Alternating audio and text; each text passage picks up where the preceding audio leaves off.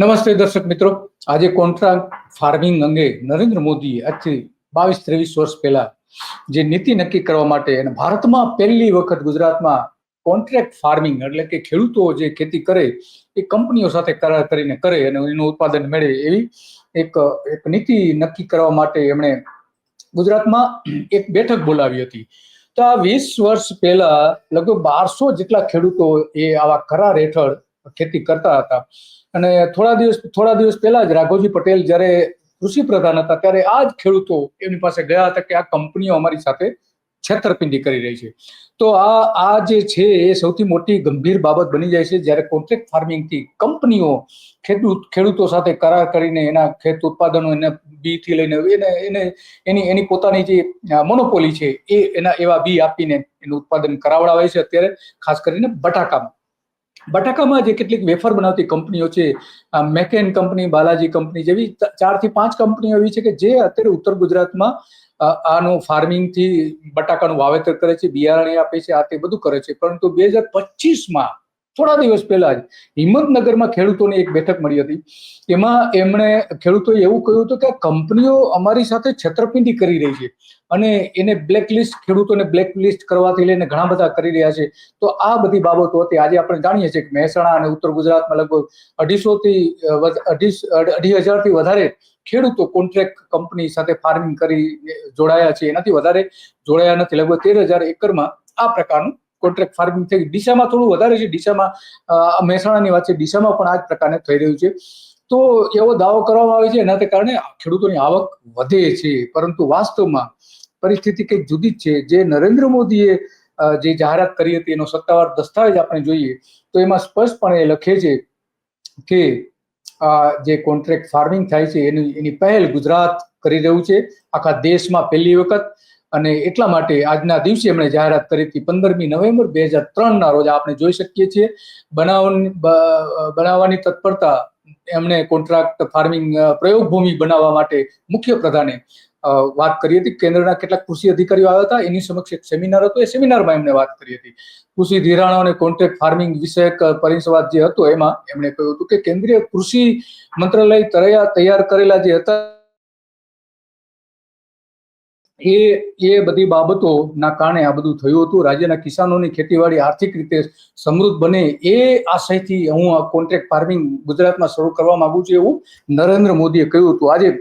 આજે ગણ્યા ગાંઠ્યા ખેડૂતો કરે છે. એનો મતલબ એ થયો કે નરેન્દ્ર મોદીની જે નીતિ હતી એ નીતિ નિષ્ફળ રહી છે. કોન્ટ્રાક્ટ ફાર્મિંગની ખેડૂતોએ સ્વીકારી નથી અને ખેડૂતો વિરોધ પણ કરે છે. રાઘવજી પટેલ સાથે મિટિંગ પણ કરી હતી. આ બધા ખેડૂતોએ, બટાકા પકવતા ખેડૂતોએ એની સાથે બેઠક પણ કરી હતી અને કહ્યું હતું કે ભાઈ અમારી સાથે આજની છેતરપિંડી થઈ રહી છે. જે રીતે કોન્ટ્રાક્ટથી આ કંપનીઓ એની સાથે એનો માલ ખરીદે છે, માલ જે એના ખેતરોમાં વાવવા માટે બિયારણો આપે છે, ખાતર આપે છે, આ બધું થઈને એમાં કેટલાક વાંધાઓ પણ ઉઠાવ્યા હતા. પરંતુ નરેન્દ્ર મોદીએ ત્યારે એવું કહ્યું હતું કે જ્યારે શરૂઆત કરી ત્યારે આજથી 23 વર્ષ પહેલા તે કોન્ટ્રાક્ટ ફાર્મિંગનું પેકેજ વ્યાપક સંદર્ભમાં તૈયાર કરવામાં આવે તો ખેડૂતોને ફાયદો થઈ શકે એમ છે. પરંતુ ગુજરાતના ખેડૂતોને કોઈ જ ફાયદો થયો નથી. બિલકુલ નહીં. આ જોઈએ આપણે રાઘવજી પટેલ સાથે મીટિંગ થઈ હતી એ પણ આપણે જોઈએ. તો આ જે છે રાઘવજી પટેલે ત્યારે આ એક્સ પર એમણે પોસ્ટ પણ મૂકી હતી. તો ખેડૂતોએ જમીનના માલિકી હક ગુમાવવાનો વારો નહીં આવે એવું કહેવામાં આવ્યું હતું. પરંતુ ખેડૂતોએ ભારે મોટા વિરોધ પણ કર્યો હતો. ભૂપેન્દ્ર ચુડાસમા ત્યારે કૃષિ પ્રધાન હતા જ્યારે આ જાહેરાત કરવામાં આવી હતી ત્યારે.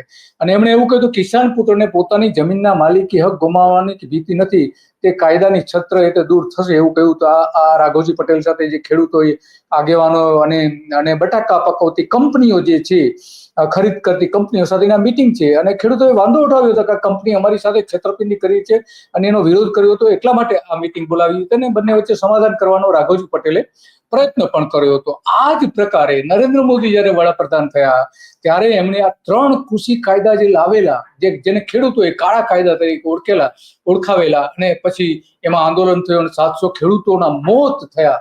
એ મૂળ હતું. ગુજરાતમાં એને પ્રયોગો કર્યા હતા નરેન્દ્ર મોદી. એ કેન્દ્રમાં પ્રયોગ કરવા ગયા. ગુજરાતમાં જે રીતે નિષ્ફળ ગયા એ જ રીતે ત્યાં પણ એ નિષ્ફળ ગયા અને 3 કાયદાઓ પાછા ખેંચવા પડ્યા નરેન્દ્ર મોદીએ 700 ખેડૂતોના ભોગ પછી. એક પરફેક્ટ ઘરનું સપનું એને સાકાર કરશે કોણ? Shrinathji group of companies. 10 વર્ષ પહેલા Dakshesh Shah started his journey એક સિમ્પલ ડ્રીમ થી. બધાનું ડ્રીમ હોમ બનાવવાનું સપનું, એ પણ અફોર્ડેબલ પ્રાઇસમાં. 2015થી હજારો ફેમિલીઝનું સપનું પૂરું કર્યું છે, તો તમે કેમ પાછળ રહી જાઓ? આજે જ મુલાકાત લો શ્રીનાથજી સામ્રાજ્ય અને સ્વસ્તિક પાર્કની અને તમારા સપનાને એડ્રેસ આપો. તો આ બધી બાબતો જે છે એટલા માટે આપણે આજે વાત કરવી પડે છે કે નરેન્દ્ર મોદી જે વાતો કરે છે ખરેખર ખરા અર્થમાં, પરંતુ એનો અમલ જે થવો જોઈએ એ અમલ કરાવી શકતા નથી. એના તમામ પાસાઓનો એ વિચાર કરી શકતા નથી. વારંવાર પીછેહટ કરવી પડે છે, ખેડૂતો વિરોધ કરે છે. અને અહીંયા પેપ્સી કંપની જે છે એમની સામે આંદોલન પણ થયા હતા ગુજરાતમાં, કારણ કે એમને ખેડૂતો ઉપર કરોડો રૂપિયાના દાવા મૂક્યા હતા કે ભાઈ આ ખેડૂતો જે છે અમે માલ આપીએ છીએ એ માલની જે શરતો છે શરતોનું પાલન કરતા નથી, એમ કરીને આ પેપ્સી કંપનીએ ખેડૂતોને દંડ કર્યા હતા, એની સામે કેસ નોંધાયા હતા, એફઆઈઆર કરી હતી, બધું કર્યું હતું. ખેડૂતોએ વિરોધ પણ કર્યો હતો. તો આ ભાવ નક્કી કરવા માટેના એના માટેના કોઈ માપદંડ હજુ સુધી સરકારે નક્કી નથી કર્યા, હજુ સુધી નથી કર્યા. તો કાયદાઓ જે બનાવો છો તમે તો એનો મતલબ શું છે?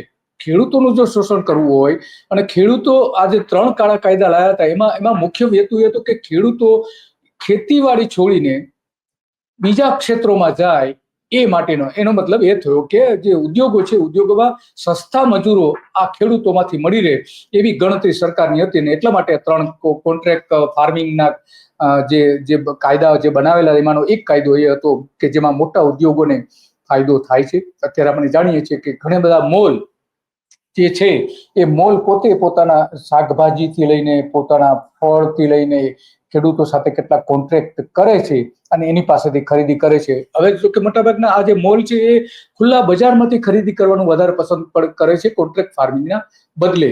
તો ગુજરાતમાં બહુ સફળ નથી થયું કોન્ટ્રાક્ટ ફાર્મિંગ. નરેન્દ્ર મોદીએ જે બધી વાતો કરી હતી પરંતુ એ વાતોનો કોઈ અમલ ગુજરાતમાં દેખાતો નથી. એટલા વ્યાપક પ્રમાણમાં બટાકાને છોડી દેતા શાકભાજીમાં પણ નથી, બીજા ઉત્પાદનોમાં પણ મગફળી, કપાસ, કપાસમાં અમુક અંશે એક પ્રયત્નો થયા હતા, ખાસ કરીને જે કુદરતી કોટન જે ઉગાડવામાં આવે છે, કપાસ ઉગાડવામાં આવે છે પ્રાકૃતિક ખેતી પદ્ધતિથી, એમાં કંઈક અંશે પ્રયોગ કરવામાં આવ્યા હતા, પણ એ પણ બહુ સફળ નથી. તો આ મૂળ વાત છે કે આપણા મોદી સાહેબે ભલે 2003માં આ બધી વાતો કરી હતી ને કાયદો લાયા હતા અને ભૂપેન્દ્રસિંહ ચુડાસમાએ પણ એમાં વાત કરી હતી, તો આમાં કોઈ ફાયદો દેખાતો નથી. અનાજ ખરીદનારા જથ્થાબંધ વેપારીઓ, ફૂડ પ્રોસેસર્સ કંપનીઓ બીજી થશે અને પાક વાવતા પહેલા અને બંને પક્ષકારો પરસ્પર કરાર કરતા હોય છે. એ કરારની શરતો ખેડૂતો સમજી ન શકે એવી ભાષામાં હોય છે અને એમાં આ કંપનીઓ મોટો ફાયદો ઉઠાવે છે અને છેતરપિંડી પણ કરે છે, ખેડૂતો સાથે છેતરપિંડી પણ કરે છે અને ખેડૂતોના ભોગ પણ બની રહ્યા છે. અને એટલા માટે વારંવાર આવા વિરોધો થાય છે. ગુજરાતમાં ઓછામાં ઓછા 3 જેટલા આવા મોટા વ્યાપક કહી શકાય એવા વિરોધ થયા. અને જે છેલ્લે એક જે વિરોધ થયો નાનો અમથો વિરોધ, એ કૃષિ પ્રધાન વચ્ચે મીટિંગ પણ કરવામાં આવી હતી. આ જે કોન્ટ્રાક્ટ ફાર્મિંગથી ખેતી કરાવડાવે છે એ અને ખેડૂતો વચ્ચે.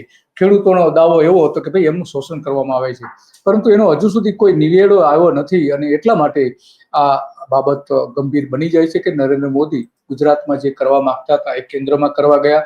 3 કાળા કાયદા લાવીને એ પૈકીનો એક કાયદો એમાંનો એ હતો કે કોન્ટ્રાક્ટ ફાર્મિંગ. તો આ મૂળ વાત આપણે એટલા માટે કરવી પડે છે કે નરેન્દ્ર મોદી જે કહે છે એ પ્રમાણે કોઈ પણ જાતની પુખ્ત વિચારણા વગર એ બધી જ બાબતો કરતા હોય છે. અને એટલા માટે આજે આપણે આ વાત કરવી પડે છે કે આપણા નેતાઓ વાત કંઈક કરે છે અને ગ્રાઉન્ડ રિયાલિટી કંઈક જુદી હોય છે.